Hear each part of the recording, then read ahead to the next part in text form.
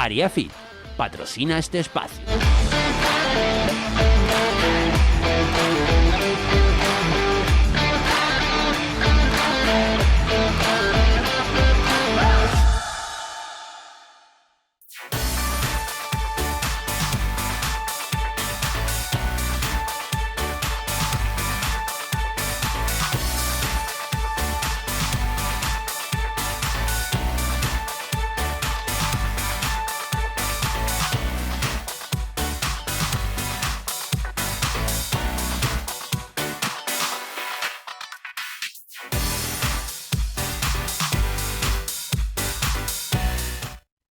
Bienvenidos un día más al magazine de OVE, quien les habla.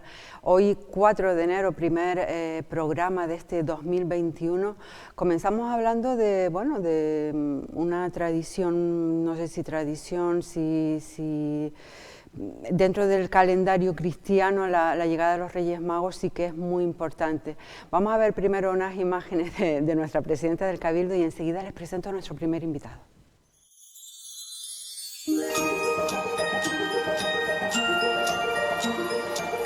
Bienvenidos, Sus Majestades.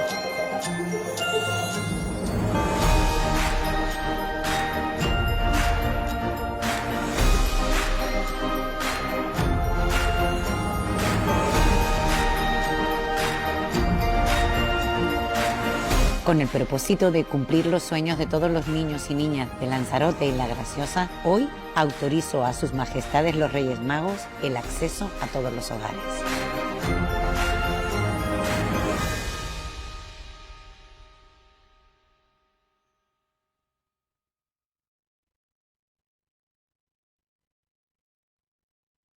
Bueno, pues para hablarnos del origen de una de las noches más mágicas del año, que será mañana, me acompaña esta mañana Miguel Sosa, que es, aparte de licenciado en Geografía e Historia, teólogo en Teología también. Muy bienvenido, Miguel, ¿qué tal está? Muy buenos días, bien hallado. Muchas gracias por la invitación. Bueno, es un placer para mí que haya podido acompañarnos este ratito. Pues para eso, para hablar un poquito, yo creo que hay muchísima confusión acerca del origen de los Reyes Magos, ¿no? Hay mucha confusión y hay mucha teoría y mucha historia diferente. No sé por dónde quiere que empecemos. Vamos al principio de todo, el origen, lo que está escrito. Bueno, lo que está escrito hay dos partes, ¿no? Una que es, digamos, la oficial, que es lo que se recoge en los textos evangélicos oficiales de la Iglesia, y otra es la extraoficial, lo que llamamos evangelios apócrifos, que hablan también de la vida de Jesús, pero no han sido reconocidos por la Iglesia como realizados por Dios, digamos, ¿no? En la parte oficial solo hay un evangelio, el Evangelio de Mateo, que habla de los magos que provienen de Oriente. Mateo recoge un término que es un término persa, que el término mago viene del persa. Y luego en la parte extraoficial sí hay algunos evangelios apócrifos, el de Nicodemo sobre todo, donde se habla de los 3 reyes magos que también provienen de Oriente. Ajá. Estamos viendo una imagen, es que se recogen muchísima pintura relacionada con los Reyes Magos, donde ya desde, no sé si desde la Edad Media, desde hace muchísimo tiempo, ya aparecían los 3, pero no siempre se recogía ese número, ¿no? No. De hecho, todavía hoy, por ejemplo, la Iglesia Ortodoxa Armenia habla de 12 Reyes Magos, porque el 12 era la referencia al número de tribus del pueblo de Israel, es decir, a todo el pueblo que seguía a Dios, y luego ese 12 también se pasó como número de los apóstoles en representación de toda la humanidad, ¿no? Pero hay otras tradiciones que hablaban de 2, hay otras tradiciones que no ponen número, y solo a partir del siglo III empezamos a hablar de 3 figuras. Tampoco se mencionaba nada de origen concreto, solo que venían de Oriente. El Oriente en aquella época era lo que hoy conocemos como Próximo Oriente, ¿no? Irak, Irán, esas zonas por ahí, y no más allá. Tampoco se hablaba de venir del sur, es decir, lo que en ese momento era venir de África, ¿no? Sí es verdad que luego eso se fue concretando, por ejemplo, a través del arte. Las primeras imágenes que aparecen, los 3 reyes coronados, cada uno con su corona, los 3 de color blanco, va a ser en Apolinar el Nuevo, en Rávena, donde aparecen también por primera vez los nombres de esos reyes en una pintura. Con lo que conocemos ahora, con los nombres que conocemos Con ahora. los que conocemos ahora, que vienen de tradición siria también. Ajá. Son nombres que vienen de esa tradición y que cada una de esas figuras, en ese mosaico de San Apolinar, que está en Rávena, en Italia, pues aparecen Melchor, Baltasar y Gaspar. Bueno, y lo que nos interesa a la mayoría de nosotros, que somos católicos, el origen de esta festividad, a ver, ¿cuál fue el motivo? Sabemos que los reyes visitaban al recién nacido, sí, para llevarle, pues, que si la mirra, que si no sé qué, pero, a ver, cuéntenos, sí, un poco. Lo que dice Mateo es que los magos... porque ellos no les decían reyes, sino magos. Magos, solo magos. Entendamos que el término mago en aquella época hace referencia a estudiosos, no relacionado con la magia, ¿no? Vale. Como conocemos hoy, sí, sino a estudiosos, personas estudiosas, sí, sobre todo astrólogos. Y por eso aparece la imagen de la estrella. Es decir, ellos estudiaban las estrellas, estudiaban los movimientos de los planetas, lo que se conocía en aquel momento, sí, y por eso se le relaciona directamente ese nacimiento con la aparición de una estrella diferente en el firmamento. Ellos aparecen, según el Evangelio de Mateo, para entregar al niño oro, incienso y mirra. Litúrgicamente, nosotros hablamos dentro de la Iglesia de lo que es la fiesta de la manifestación de Dios. Manifestación es un término que viene, en este caso, litúrgicamente del griego, que sería la epifanía. Digamos que hay 3 momentos claves en la Biblia donde Dios se manifiesta a través de Jesús, ¿no? Este es el primero de ellos, la epifanía. Cuando se hace referencia a los magos de Oriente, hace referencia a la primera presencia de Dios, digamos, ante la humanidad. Ya antes, los pastores habían ido al Belén a adorar al niño, ¿no? Sí. Los estudiosos, como digo, tenían algunas profecías en las que se hablaba de que el nacimiento del rey de Israel, del Mesías, del pueblo de Israel, iba a ser precedido por una estrella, y de hecho ellos, cuando llegan a Jerusalén, es ahí precisamente donde van, porque ahí es donde habitaba el rey, era donde estaba el rey de Israel, en este caso Herodes. No pensaban que en un pueblo alejado, en un pueblucho, digamos, como era Belén en aquel momento, una aldea de pocos pastores, pudiera ser el centro en el que naciera el Mesías. Bueno, de ahí ya pasamos a, no sé si tiene relación o no, a cuando Herodes se enfada y dice lo de fuera todos los niños. Sí, justo en ese momento, cuando Herodes recibe a los magos, que le indican que ellos han recibido la señal de que el Mesías ha nacido, pues Herodes hace caso a sus consejeros, consejeros que eran religiosos, digamos, del pueblo de Israel, y manda asesinar a todos los niños menores de 2 años. A veces nos confunde esta cifra de la edad, ¿no?, de 2 años. ¿Por qué? Si era un recién nacido, ¿por qué tantos, no? Tengamos en cuenta que los textos bíblicos, cuando hablan de la infancia de Jesús, lo hacemos de forma muy seguida, pero los tiempos en los que nos está narrando todo eso, recordemos que el hecho de que los magos lleguen de Oriente no se hace de una forma breve, en 2 días, se tardan meses. Los cálculos históricos hablan de que cuando los magos se presentan ante el niño ya no vivía ya no estaba en Belén, ya vivía en Nazaret con su madre y su padre.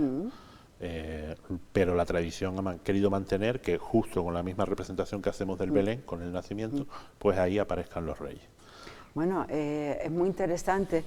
Yo le comentaba a Miguel antes de cámara lo del número, que lo acaba de comentar, porque mucha gente incluso habla de 2 reyes magos y no 3, que son los que conocemos ahora. La única evidencia, dentro de lo que podemos llamar evidencia histórica, de la presencia de los magos, es la relación que hay con las 3 ofrendas que hacen, ¿no?, que es el oro, el incienso y la mirra. Como eran 3 ofrendas, ya la tradición fue marcando que cada uno de los magos llevaba una de las ofrendas. Es verdad que esas 3 ofrendas las podía haber llevado 2 magos, o las podían haber llevado 12, como hay diferentes tradiciones. Pero, repito, a partir del siglo III ya se marcó, digamos, definitivamente, y lo marcó un papa.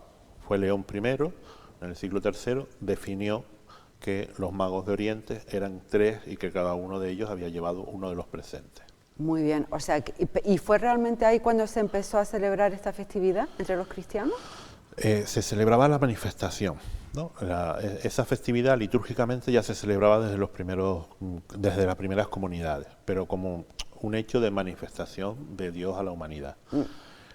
Recordemos que los 3 presentes tienen mucho que ver con qué significaba ser el Mesías en Israel, ¿no? El oro era un obsequio que se daba solo a los reyes y era un elemento que definía la humanidad de la persona, ¿no? El incienso era la ofrenda que se hacía a los dioses, se quemaba incienso en los templos para hacer una ofrenda a los dioses.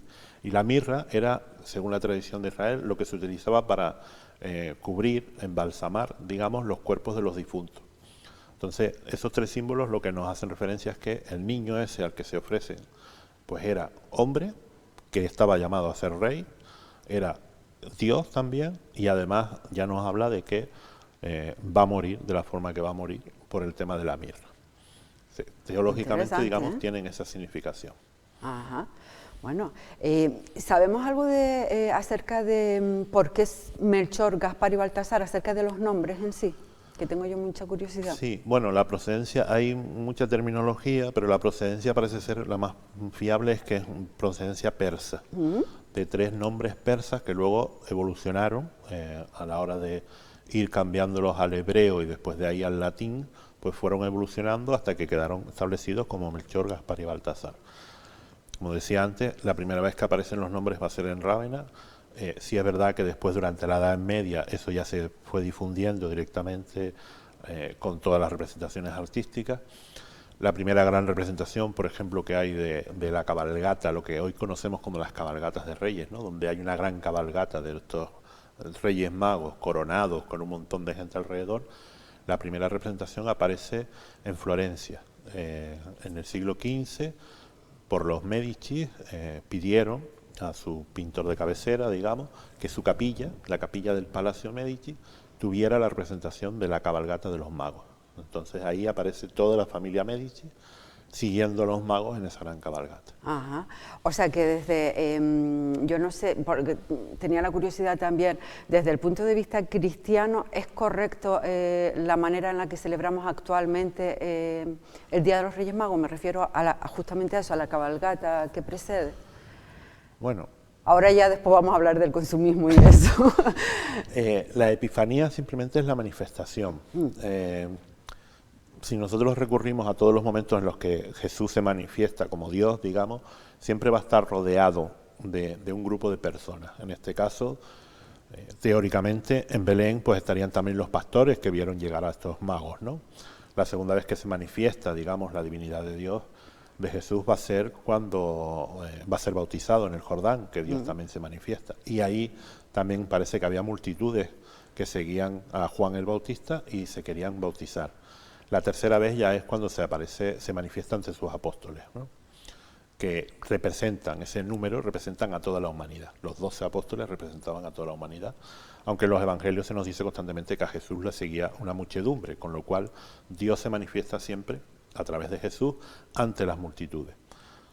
Hoy lo hacemos a través de una cabalgata. Sí es verdad que la significación es mucho más festiva, mucho más consumista, como decía, pero sí, digamos que tiene relación con esa presencia de Dios ante las muchedumbres, ¿no? Ante un gran número de personas. Sé que alrededor de la iglesia hay unas celebraciones específicas con motivo de este día. De hecho, mañana usted va a colaborar en Teguise. ¿Qué diferencia hay entre una misa el día 5 del resto? Bueno, la misa que popularmente llamamos del Gallo es una misa muy solemne, donde aparece por primera vez, digamos, la natividad, el nacimiento de Cristo, y se celebra con mucha solemnidad. Digamos que litúrgicamente hay varias fiestas alrededor de esto que llamamos la Navidad. Está también la fiesta de la Sagrada Familia, que hace referencia pues a la Virgen, San José y el Niño. También tenemos el día 1 de enero, se celebra Santa María, Madre de Dios, que es uno de los dogmas de la Iglesia, uno de los dogmas marianos más importantes, que creó muchas divisiones cuando se proclamó este dogma. También tenemos, por ejemplo, el bautismo de Cristo, que lo celebraríamos el próximo fin de semana, litúrgicamente. Como decía antes, se hace todo muy seguido porque es imposible tardar 30 años para celebrar el bautismo cuando Jesús se bautizó con 30 años. Diferencias, la liturgia viene a ser muy, muy similar, pues las oraciones se modifican, las oraciones cambian, pero sí, yo creo que quizás este año vamos a estar insistiendo mucho en todas las celebraciones, en cómo Dios se hace presente en esta situación tan complicada que tenemos, ¿no? Entonces, yo por lo que he visto, ¿no? Y por lo que he estado viendo, observando en diferentes celebraciones en diferentes lugares del mundo, incluyendo el Vaticano, pues tiene mucha presencia ahora la situación de pandemia para, digamos, establecer la conexión con la presencia de Dios que nosotros celebramos litúrgicamente como persona que se ha hecho presente en nuestra humanidad. Bueno, misas especiales, mañana en Teguise, ¿a qué hora, Miguel? Por si hay alguien Mañana en Teguise tenemos a las 11 de la mañana. Teguise es una zona parroquial muy amplia, entonces templos que recojan condiciones con la situación actual, donde podamos tener un número de personas suficiente para poder celebrar y que podamos cumplir los aforos que se nos indican, pues estamos celebrando en Teguise y en Guatiza, porque el resto de las ermitas de la zona son muy pequeñas. Pero sí es verdad que mañana a lo largo del día, pues por la tarde se harán celebraciones en las diferentes parroquias, tanto en Yaiza, Tinajo, San Ginés, las diferentes parroquias de Arrecife. El miércoles probablemente también se hagan diferentes celebraciones porque ya es el día litúrgico y como es festivo, pues también mucha gente aprovecha para celebrar. Aprovechando todo su conocimiento, me llama mucho la atención lo que acaba de decir del dogma de la celebración del día 1. ¿Nos hace una pinceladita? Que tengo curiosidad. Pues mira, hay varios dogmas dentro de la Iglesia. Todos se han ido configurando en diferentes concilios que ha habido a lo largo de la historia. Los principales se configuraron, digamos, en los primeros 5 siglos de la Iglesia. Ha habido dogmas. El último dogma fue con el Concilio Vaticano con el Concilio Vaticano I, la infalibilidad del Papa, es un dogma también de la Iglesia, pero el dogma de la maternidad, pues pensemos simplemente que hablar de María como Madre de Dios, cuando Dios había sido el creador de todo, el origen de todo, dentro de la propia Iglesia, algunos debatían el hecho de que no podía ser María la Madre de Dios, porque eso significaría que María estaba antes que Dios, y antes que Dios no podía haber nada. Los defensores de este dogma decían que sí podía ser Madre de Dios, porque al fin y al cabo Jesús también era considerado Dios, ¿no? Y litúrgicamente, dentro de nuestros dogmas también, pues la presencia de Jesús como parte de la Trinidad, ¿no? Padre, Hijo y Espíritu Santo.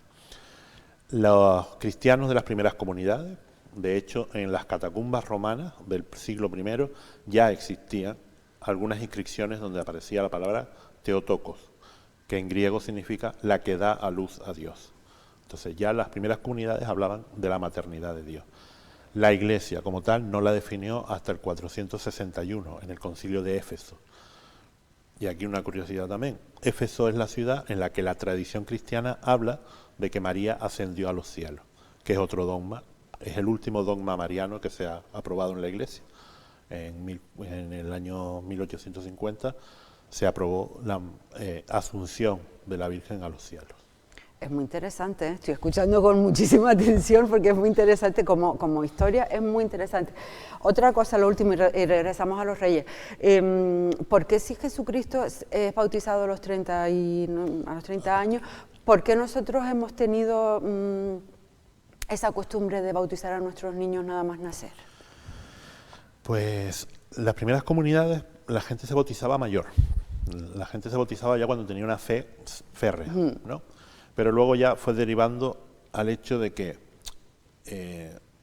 no estamos en tiempo no deberíamos hablar de esto en la situación que estamos, ¿no? Pero morir sin ser bautizado suponía no poder ir al cielo. Entonces la edad de bautismo, digamos que se fue adelantando y sobre todo ya se adelantó a la infancia, a los niños recién nacidos, y se hacía, pues a lo largo de muchos siglos, se hacía a los 8 días de haber nacido el niño.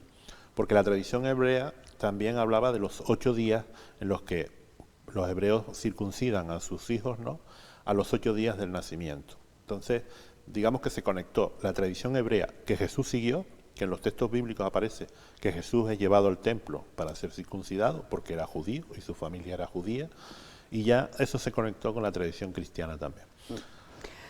Bueno, yo no sé si, volviendo al tema de la festividad de los Reyes Magos, la Iglesia estará muy contenta con todo lo que hay a su alrededor, el tema del consumismo, a veces tan excesivo. Bueno, esto ya no, igual se escapa un poco a ti, pero... Yo creo que contentos no deben de estar, desde mi punto de vista, ni la familia, porque a veces el gasto es tan excesivo que nos excedemos, y en situaciones como las que llevamos sufriendo desde hace ya unos cuantos años, desde la crisis del 2008, a veces se nos escapa la forma en que tenemos de consumir y de gastar. Aunque también es verdad, sin gasto no hay movimiento de la economía. Claro. Entonces es lo que tenemos. Pero yo creo que no habría ningún problema, o no debe haberlo, si nosotros tampoco podemos ser cristianos todos y no podemos cumplir, digamos, las normas todos a nivel eclesiástico. Pero si el consumismo fuera acompañado también de actitudes, pues por ejemplo, muchas de las que se ven en estos días, de solidaridad con aquellos que están en la calle, con aquellos que están pasándolo mal. Hay muchas familias en este momento que lo están pasando mal, y Cáritas sabe muchísimo de eso. Si todo eso fuera acompañado de estas otras acciones más solidarias, sería estupendo. Claro. Miguel, ¿está relacionado también con Cáritas?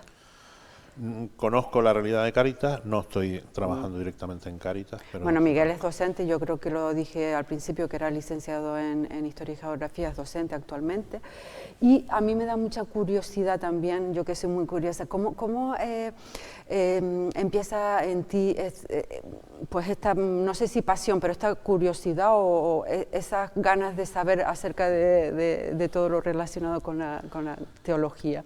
Bueno, de hecho lo estudió. Sí, bueno, yo siempre estuve vinculado a parroquias, me fui a estudiar historia con 18 años, cuando uno se va a la universidad. Mi pasión era historia del arte y me especialicé en historia del arte. Cuando terminé, pues me puse a trabajar en lo que había, que era hostelería, pero comencé otra vez a estar vinculado en parroquias y empecé a trabajar sobre todo con jóvenes en aquel momento.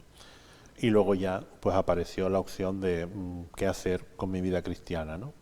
Y me planteé el sacerdocio en aquel momento, empecé a estudiar teología, la terminé, estuve de profesor de religión durante 10 años, aunque mi pasión, me encanta la teología porque me encanta toda esta parte de histórica sobre todo, pero luego llegó el momento en que, bueno, pues aprobé mis oposiciones de historia y sigo vinculado a parroquia, hago muchas tareas a nivel parroquial, y al mismo tiempo pues eso, hago la parte de docente, que también me encanta la historia, y vinculo, digamos, las dos pasiones que tengo en mi vida. Muy interesante, ¿eh? Me ha gustado mucho, lo cuentas estupendamente, bueno, tengo que decírtelo, Miguel. Estoy muy agradecida. Bueno, espero que hayan aprendido un poquito, al igual que yo, acerca de esta festividad. Bueno, esto de una manera muy resumida porque hay muchísimo que contar, ¿no? Y un placer enorme el que haya querido estar este ratito. Les agradezco muchísimo. Solo desear a todo el mundo que pasen un año muy solidario y muy responsable. Es lo que les deseaba a mis alumnos antes de irnos de vacaciones de Navidad, y que podamos vivir de nuevo una festividad de Reyes el próximo año 2022, todos aquí en casa. Efectivamente, de eso se trata. Un placer enorme. Bueno, antes de recibir a nuestro siguiente invitado, me gustaría que vieran el vídeo donde el Ayuntamiento de San Bartolomé, si no me equivoco, convoca a los niños para un encuentro virtual de los Reyes Magos. A finales de diciembre, desde hace muchos años, una estrella maravillosa surca el universo. Su estela dibuja un sendero que sirve de guía a 3 reyes sabios y magos que avanzan a lomos de sus camellos. Mira, Melchor, observa, Baltasar, hemos llegado al lugar. Sí, aquí es. Este es el pueblo de San Bartolomé. Miren, ya puedo ver a los niños. Y se portan muy bien por lo que puedo observar. Déjame ver. Tienes razón. Veo que usan mascarilla y se lavan a menudo las manos. Y respetan a los demás, manteniendo la distancia social. Son muy responsables estos niños. Merecen grandes regalos para compensar su buen comportamiento. Melchor, no adelantemos acontecimientos. Aún nos queda un largo camino que recorrer hasta la mágica noche del 4 de enero. Y recuerda, los Reyes Magos ya están aquí. Pórtate bien.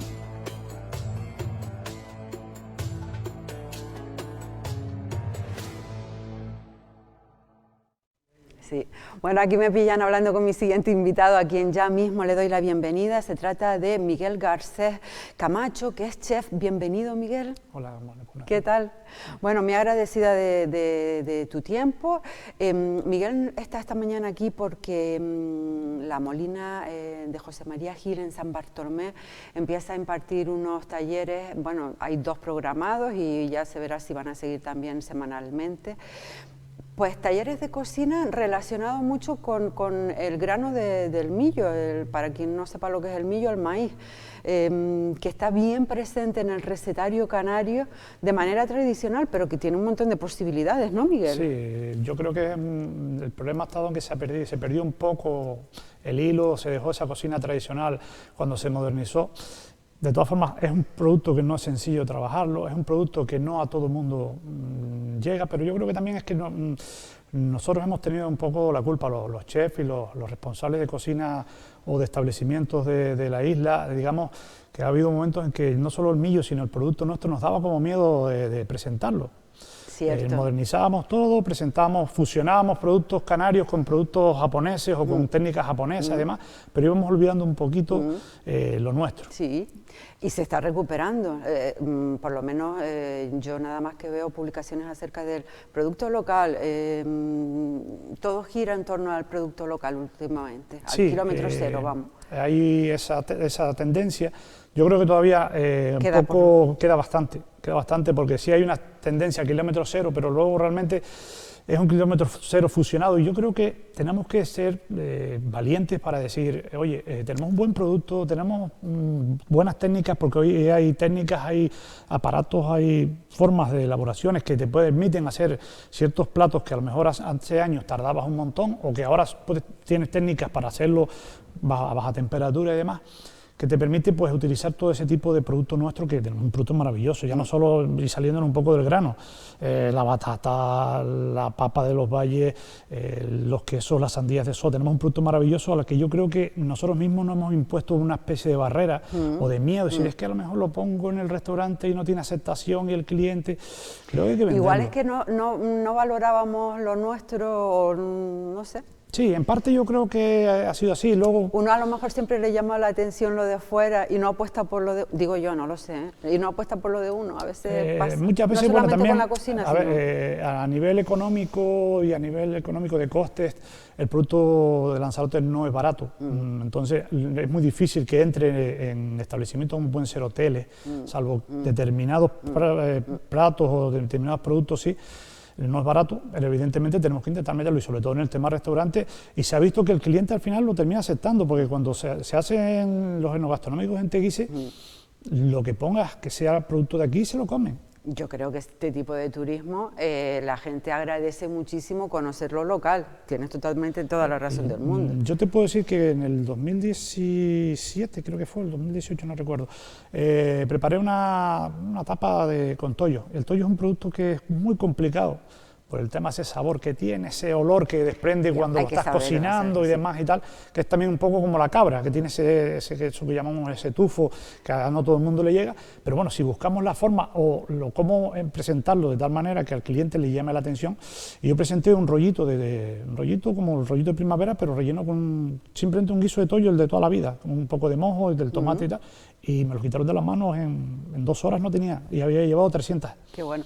O sea que tú abogas por renovar la cocina sí, pero no mezclando, sino apostando duro por lo nuestro. No, hombre, siempre el mezclar y... No por la fusión, quiero decir. Mezclar y fusionar el producto nuestro con ciertos platos o convertirlos en platos de cocinas como la japonesa o otro tipo de cocina, no está mal, sí, no está mal, pero creo que hay ciertas cosas que tenemos que también intentar llevarlos a nuestro terreno. Y igual que estamos vendiendo Lanzarote como un producto exclusivo en cuanto a turismo, que nuestra gastronomía también sea un producto exclusivo. Muy bien.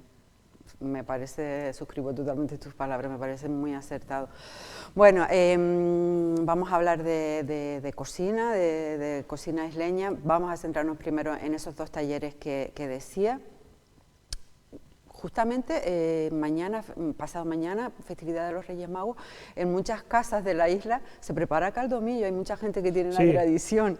Uno de los talleres va alrededor del caldo de millo, ¿no? Sí, ese será el día 22, será para adultos, no para niños.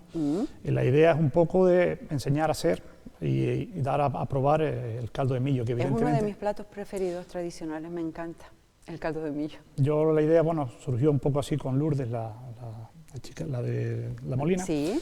Ella me dijo que lo del taller de los niños, entonces le propuse eso, digo, ¿por qué no hacemos un taller donde demos a conocer nuestros granos, que tenemos unos granos maravillosos, ya no solo el millo, sino el trigo, las arvejas, el chícharo, que es otro grano que prácticamente está casi, se ha empezado otra vez a levantar ahora, porque hasta no hace mucho es que ni se veía.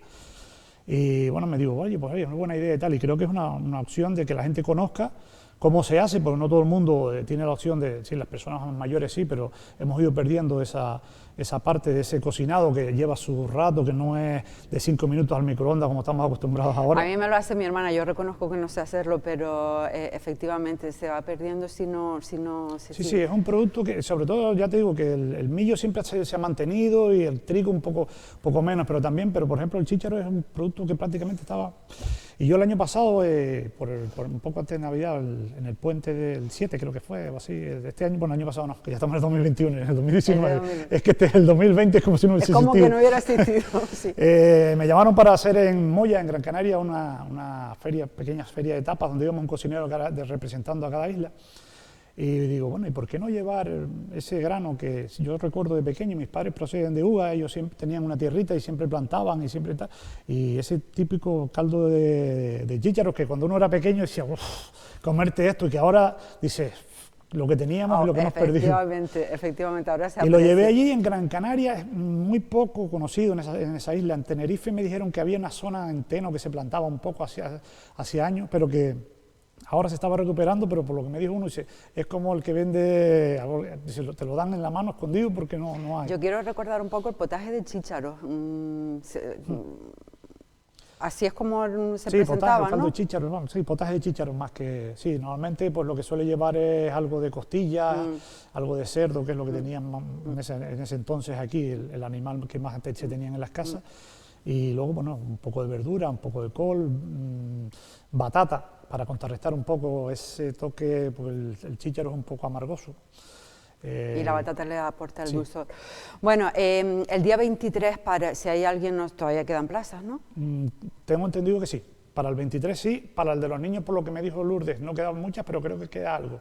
Bueno, toda la información a través de La Molina, sí. De La Molina. Tienen perfiles en las redes, en Facebook están, y en Instagram creo que también ahí tienen un correo electrónico por si tienen algún tipo de curiosidad.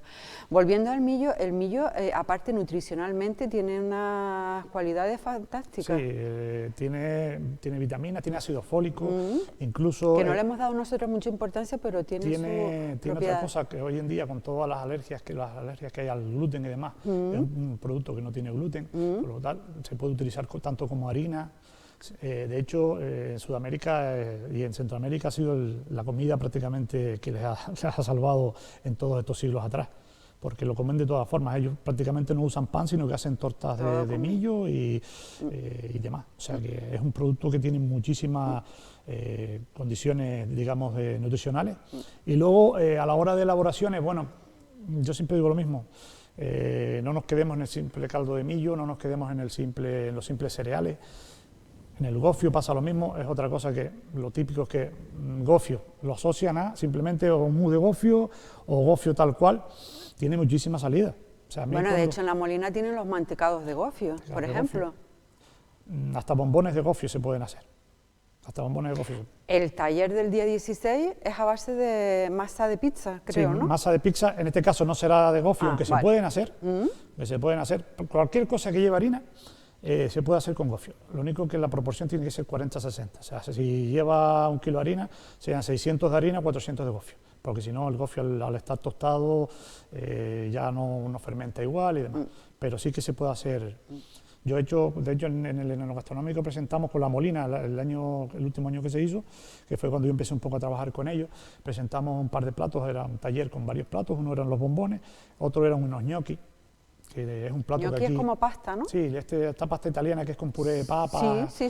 Bueno, nosotros lo hicimos también con una papa... ¿Que puede estar relleno o no?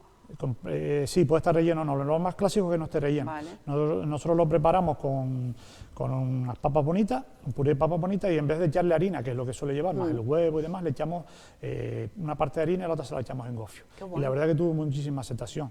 Y luego hicimos también unas croquetas de escaldón, que es otra cosa que tampoco... Un buen caldo de pescado, sacas de ahí, con el caldo haces las croquetas como si estuviese haciendo una croqueta normal, y luego, bueno, pues llevaba más o menos todo lo que lleva el escaldón, pero en otra... Por eso digo que es que bueno, es salirse un poquito de la rutina, pero yo creo que también tiene que haber lo clásico, o sea, no solo irnos a fomentar recetas nuevas, sino que las recetas nuestras de toda la vida, que hombre, sigan por estando supuesto, ahí. y que no se pierda esa cocina tradicional, yo creo que también es importante. Sí, yo creo que, y de hecho, somos de las pocas islas que el otro día, las semanas pasadas, estaba viendo un artículo porque Alberto González, el enólogo, había puesto colgó algo en las redes sociales de que abrieron un hotel escuela en La Gomera. Y yo decía, debemos ser la única isla, bueno, Fuerteventura que tampoco lo tiene, pero que tenemos turismo y no tenemos un hotel escuela, y tenemos un restaurante escuela. Con esto llevamos luchando, ¿cuánto tiempo? De hecho, en su día hubo algo en Teguise, ¿no? Si no sí, bueno, en Teguise fue la escuela de hostelería, está el Sonsamas y demás. En su día estuvo el restaurante escuela cuando era el fondeadero en Puerto del Carmen, que yo tuve la suerte de empezar ahí a inaugurarlo como alumno. Y luego, bueno, pues se quedó en eso, en un proyecto que era difícil para llevarlo a un ayuntamiento, pero sí a nivel del gobierno de Canarias tenía que haber algo de eso, claro. Sino un hotel escuela, un restaurante escuela, donde se pudiese formar la gente y donde todo este tipo de productos fuesen a los que se diera valor, y si hubiese que tener un taller de I+D donde hubiese alguien ahí que estuviese siempre pensando y buscando cómo reformular esas recetas, cómo hacerlas más modernas, cómo hacerlas más, digamos también desde el punto de vista más sanas. Porque sí es cierto que hoy no comemos lo que comían, porque no trabajamos igual. O sea, la gente que antes iba al campo se mandaba un caldo de millo y lo quemaba a base de pala, hoy no. Entonces hay que también suavizar un poco esas recetas, pero yo creo que es una solución. Y por parte de La Molina están poniendo ese granito. Hay un proyecto también ahí, el proyecto le llamamos el proyecto Semillas, está empezando, como dices, está la semillita empezando y tal, buscando que también en los colegios se eduque a los niños a comer este tipo de productos. Interesante. Porque para los niños es complicado hacerles comer un potaje, hacerles comer una crema, y menos si se lo pones con millo y se lo pones porque no lo conocen. Claro. Al final comemos lo que conocemos, lo que todos los días nos venden en la tele. Totalmente, pues me parece muy acertado. Yo no sé si el millo es complicado trabajarse, porque antes se tiene que preparar, ¿no? Por ejemplo, para hacer un caldo de millo... Para hacer el caldo de millo tienes que hervirlo el día anterior y demás, porque si no serían muchas horas. Además, al hervirlo el día anterior se estofa más, se queda, lo dejas en ese reposo, en el mismo agua de cocción, y es cuando el millo realmente, siempre se dice, el caldo de millo está mejor de un día para otro que el mismo día. Totalmente de acuerdo, sí. Sí, es así. Oye, Miguel, ¿cuánto tiempo cocinando? Pues toda la vida. ¿Toda la vida? Empecé estudiando con 13 años, tengo 48, pues casi 35 años ya. Ha habido una evolución importante desde lo que cuando tú empezaste a cocinar a esto que estábamos hablando hace un rato, ya no la nueva cocina o esas fusiones que se hacen. Sí, lo que pasa es que he tenido la suerte de tener buenos maestros o buenos jefes en su momento que defendían ese producto y que siguen defendiéndolo, como en su día pudo ser Marcelino Tejera, que ya estaba jubilado, que era jefe de cocina en el fondeadero. Luego también he tenido la suerte de trabajar con Orlando Ortega en el Lilium, que es otro defensor de lo nuestro, y que, pues qué voy a hablar de él. Ahora mismo tiene proyectos muy buenos también con los centros turísticos, intentando fomentar todo este tipo de cocina, que yo creo que es lo que tenemos que ellos, lo nuestro, es lo que... Y realmente no es solo el hecho de salvar o de que no se pierdan esas recetas de nuestras abuelas, sino que además estamos generando que, pues por ejemplo con el tema de la molina, que se vuelva a plantar millo, que se vuelva a plantar trigo, cebada. Ahora mismo estaba viendo fuera una foto de las que hay en la puerta y se veía una foto con un montón de tierras abandonadas con aulaga, decía, con la que viene, con el paro juvenil que puede haber, hay que fomentar que las Claro, hay que instituciones fomentar, públicas... pero hay que fomentarlo de tal manera que toda esa gente que apueste por volver al sector primario lo haga con unas garantías. Exacto. O sea, unas garantías ya no de hacerse millonario, pero unas garantías de poder vivir de eso dignamente. Y tenemos productos que se pueden vender, de hecho ya en los mercadillos que hay se están empezando a llevar esos productos, pero seguimos sin llegar todavía a lo que realmente tendría que ser. En cuanto a esos mercadillos que hay, pues puede ser en Tinajo, puede ser en Arrecife, en Aría, todavía parece que están basados turísticamente y no en la gente del pueblo que vaya. Por ejemplo, en Tenerife existen esos mercadillos del agricultor, que va cualquier persona del pueblo y compra en unos precios razonables, porque venden productos en cantidades. Entonces, claro, no podemos comparar porque nuestra agricultura no es la de ellos en cuanto a que no hay agua y tal, pero creo que sí al joven o a la persona que quiere dedicarse, como dices tú, al sector primario, si le garantizas que el esfuerzo que haga se le va a pagar y lo tiene vendido, muchos dirán, oye, pues sí. Sí, es una salida. Lo que pasa, claro, es eso. Lo hemos abandonado porque lo fácil era irnos de camarero, de cocinero a cualquier hotel, sin ese esfuerzo, viendo que no llueve. Hay que diversificar, yo siempre lo digo, además este año nos ha enseñado eso, este año pasado nos ha enseñado eso, hay que diversificar, no podemos centrarnos todo en el turismo, que está muy bien y que vivimos del turismo, pero hay que recuperar, yo creo. Sí, por eso te digo que tenemos encima la suerte de vivir del turismo y que la gente que nos visita, que son millones de personas al año, que si nosotros esos productos los logramos vender, lo tenemos garantizado. Lo que pasa es eso, que hay que apostar de forma valiente. ¿Cómo surge la relación con la molina, Miguel? Pues surge a través de eso, del enogastronómico. Y a través de tu compañero Jaime Puig, que bueno, me llama un día y me dice, oye, que hay alguna posibilidad ahí de hacer algo con la molina, con platos de gofio y tal, y ya te quedas un poco así, porque claro, dice, es que sí, pero no, ¿sabes? Es que el gofio tiene estamos hablando que puedes versionar y hacer cositas, pero que tampoco te da la posibilidad, como te dicen, oye, que coges esta carne y tienes 1000 posibilidades, pero que a verlas las hay. Y con el resto de productos pasa igual que el frangollo. El frangollo es otro que lo tenemos como postre y que realmente el frangollo no deja de ser otra cosa como la polenta italiana.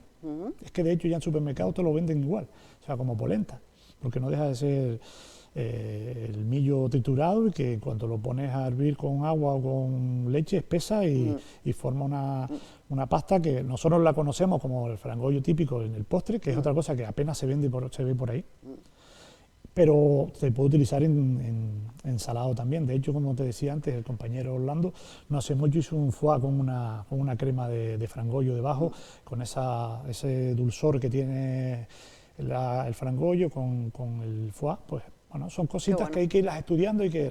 Eso te iba a decir, cómo detrás de todo, para que salgan todos estos platos, aparte de práctica, hay que estudiar mucho y equivocarse mucho, ¿no? Hasta cuando me contabas lo del tollo, lo de la cabra, que sí, que son cosas muy intensas, que igual a todo el mundo no le puede llegar, hasta llegar a un plato así que tú digas, pues esto puede llegar a más... Viendo, yo soy de los que, oye, yo me meto en internet, cojo libros, tal, y empiezas a mirar, y este plato si le pongo esto que es de aquí y lo versionas de aquí, luego hay que probarlo, luego hay que ver, hacer, arriesgarte, a veces decir, no vale. Este no es, claro. Hacerlo 4 o 5 veces. Yo recuerdo también un año que fuimos e hicimos una milhoja de carne cabra, pero la pasta, en vez de pasta le pusimos una gelatina de queso de queso de Aría, y hasta que conseguí darle el punto, pues igual lo tuve que hacer 8 veces. Ya mi hijo me dijo, papá, ya estoy cansado. Lo mismo, pero claro, era el conejillo de India que tenía.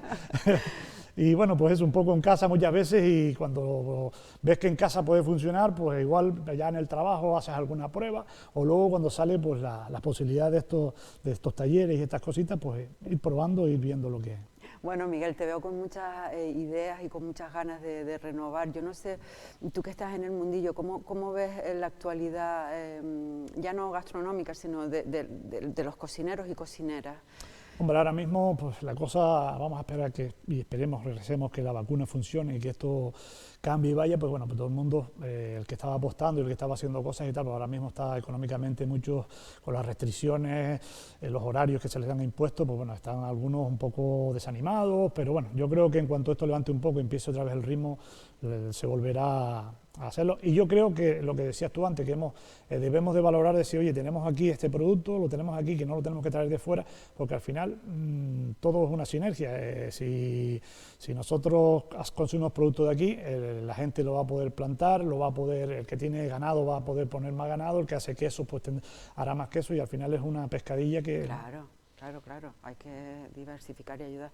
Y por último, el tema de que pocos hablan de las mujeres cocineras, pero a ver las haylas, ¿no? A ver las haylas cada vez más. Pero en la a lo mejor todavía estamos en ese punto en que no hay equidad a nivel de puestos altos, porque evidentemente, como la mayoría de los cargos, pues bueno, muchos son por experiencia, por tal. Entonces, como hasta hace 20 años las mujeres en las cocinas profesionales no eran muchas, pues ahora estar arriba todavía cuesta. Pero a verlas las hay. Es un mundo también un poco sacrificado en el sentido de horarios, entonces claro, compatibilizar por desgracia para compatibilizar la vida familiar es muy complicado. Gracias a Dios cada vez eso va pasando, y a verlas las hay muy buenas además, incluso con estrellas Michelin, y aquí en Canarias también sé de muchas que hay. Aquí en Lanzarote, pues bueno, a nivel restaurante, que tengan un restaurante alguna mujer, pues... Creo que puede haber alguna, pero... Pocas.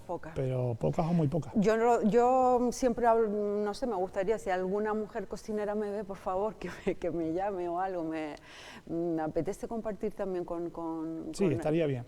De todas formas, yo siempre digo lo mismo, la mayoría son cocineros, pero al final los que hemos aprendido este oficio, no solo a nivel profesional, viene de las madres, de las abuelas y de esos platos de los que estamos hablando. Está muy porque bien es así, que lo digas, al final es lo que dices tú, bueno, pues este caldo de millo, este potaje de chícharos, ¿quiénes lo hacían? Nuestras madres y nuestras abuelas. Cierto.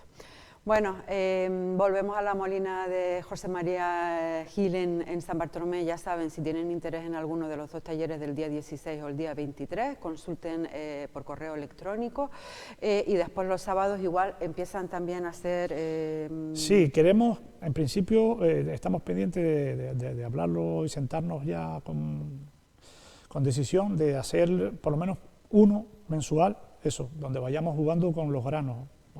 Me parece muy interesante. Con los chícharos, con las arvejas, en sus versiones, porque la arveja está de temporada, que es la fresca, pero luego está también la arveja seca, que prácticamente se puede hidratar. Es algo que no se ve mucho ya en las casas, en la mayoría de las casas. Lo más que hay, el garbanzo, la judía, y ya muchas veces es de bote, y las lentejas. El resto como que da mucho trabajo, da mucho tiempo, no hay mucho tiempo, pero creo que tenemos que... Y las lentejas muchas veces consumidas de fuera, no la de aquí. Exactamente. También es complicado conseguirla. Sí, lo hablaba con un amigo estos días, con el tema del millo, es que no se consigue millo para el caldo de millo. Está muy complicado. A veces sí. Bueno, me ha encantado, Miguel, que estés este ratito con nosotros, hablando de estos talleres, hablando de la gastronomía insular y bueno, y de apostar por lo nuestro. Me gusta mucho lo que nos has contado. Un placer enorme. Yo encantado también de poder defender un poquito lo nuestro y que no se pierdan esas costumbres, que es al final lo que tenemos y lo que nos queda y lo que podemos vender afuera. Tenemos que venderle nuestro producto y tenemos que venderle nuestra historia, y nuestra historia es esa, no hay más. Y yo creo que el visitante cada vez aprecia más eso. Ya nos tenemos que olvidar un poco del turista sol y playa, que sí, que lo hay, pero que hay muchos viajeros que lo que quieren es eso, disfrutar de experiencias locales. Sí, exactamente, es lo que te decía, y en los hoteles pasa igual. Yo soy de los que peleo, es complicado porque, ya decimos, el turista llega y parece que lo único que quiere es comer pizza y comer la hamburguesa y comer lo suyo. Tenemos que decir, oye, no, aquí esto es nuestro producto, esto es lo que hay, y se termina adaptando. Sí, hombre, no vas a meterle todos los días el producto canario, pero sí que algún día o durante la semana o todos los días algunos platos, un rinconcito donde vendas ese producto. Un rinconcito, eso es, vamos... porque si no se terminará perdiendo. Es que íbamos camino de eso, por suerte, pues bueno, parece que la cosa va cambiando. Gente como La Molina, gente como los compañeros de Lanzarote Cocina y demás, que defienden ese producto nuestro tanto aquí como fuera cuando van, y creo que eso es a lo que tenemos que apostar, no hay más. Bueno, un placer. Muchísimas gracias, y justamente al hilo de lo que nos está contando Miguel, les voy a dejar con unas imágenes de Saborea Lanzarote, creo que es, ¿no, Luis?, donde nos invitan a regalar producto local esta Navidad. Sí, eso es una buena propuesta. Muchísimas gracias. Hace muchos, muchos años, el cielo brilló de manera nunca vista. Aquellas bestias jorobadas ayudaron a los magos a obrar el milagro, un prodigio que cambió la vida de los habitantes de aquel singular lugar. Pronto, la tierra se abrió para descubrir sus maravillosas ofrendas.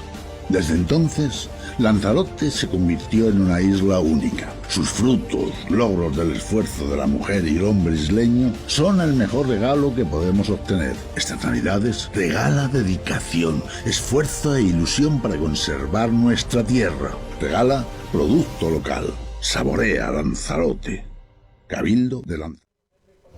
Bueno, antes de finalizar el programa de hoy, me gustaría mostrarles mi disgusto, entre comillas, de 40 y pico positivos que teníamos por COVID-19, ya vamos por casi 130. No estamos haciendo las cosas bien, tenemos que seguir manteniendo la precaución, pues lo que ya todos sabemos, porque si no va en juego también la economía. Les dejo con un vídeo del Cabildo de Lanzarote y, por favor, más precaución. Volvemos mañana a las 2:30. ¿Qué pasó, corazoneta?